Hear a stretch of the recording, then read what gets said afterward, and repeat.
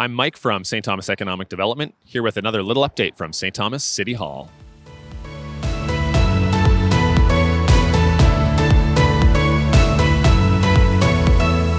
This week we're shooting in the beautiful council chambers for the City of St. Thomas Council. We're joined by Councillor Steve Peters. Steve, you are one of the foremost historians in the City of St. Thomas. You are a repository of so much knowledge. We wanted to talk to you about a number of sort of historical points. This is going to be a bit of a series that will run throughout the Beehive. But today we wanted to talk to you about the lands that the PowerCo facility is being built on and some of the history of these lands. What can you tell us about them? Yeah. Well, first off, it's a geological feature courtesy of our last ice age about 12,000 years ago. And where the VW PowerCo site is located is part of what was known as the St. Thomas Moraine. You've talked a lot about the archaeological history of that site and focused in on that. But it eventually gets developed as farms. And Yarmouth Township itself is first named in 1798. It's surveyed in 1798.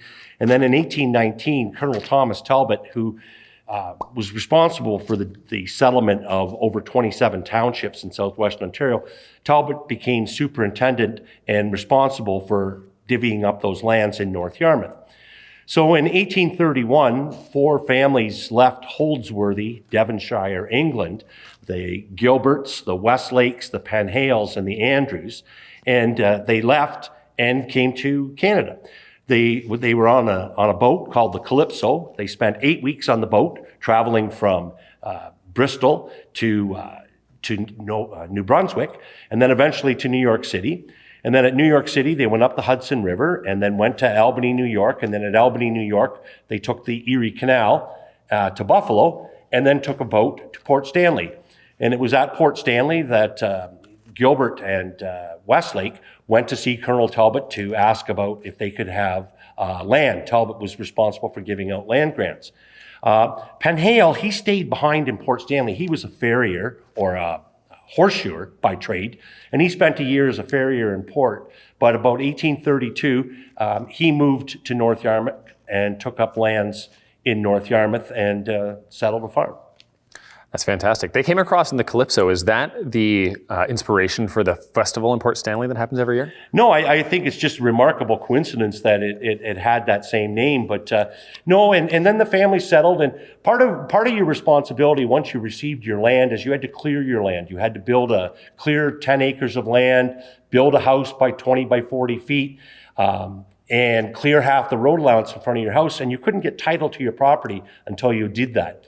So in particular, one of the farms that is now part of the PowerCo site was settled by the Penhale family. A very interesting family. They came over with 3 sons and 2 daughters, and they settled and built a house, started with a log cabin.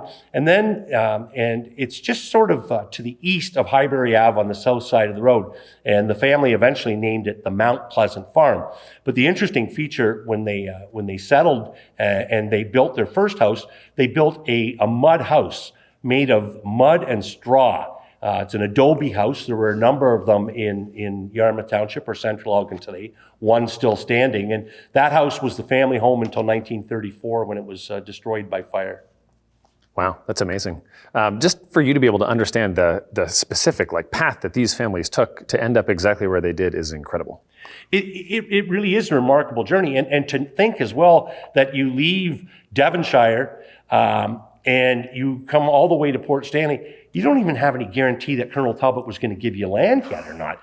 Talbot had this reputation that he would judge you, and if he liked you, he would give you the land. If he didn't, you were out of luck. So for 4 families to just pick up and leave everything behind, spend 8 weeks, come to Port Stanley, and then go visit Colonel Talbot, it's a real leap of faith. And but they weren't the only families who did that. That was a very common story for settlers all across Elgin County. Fantastic. Well, Steve, thanks for sharing this history with us. We're going to get you back to talk about a few other things in the near future. Thanks everybody for watching. Like and subscribe on YouTube and stay tuned for another little update coming soon.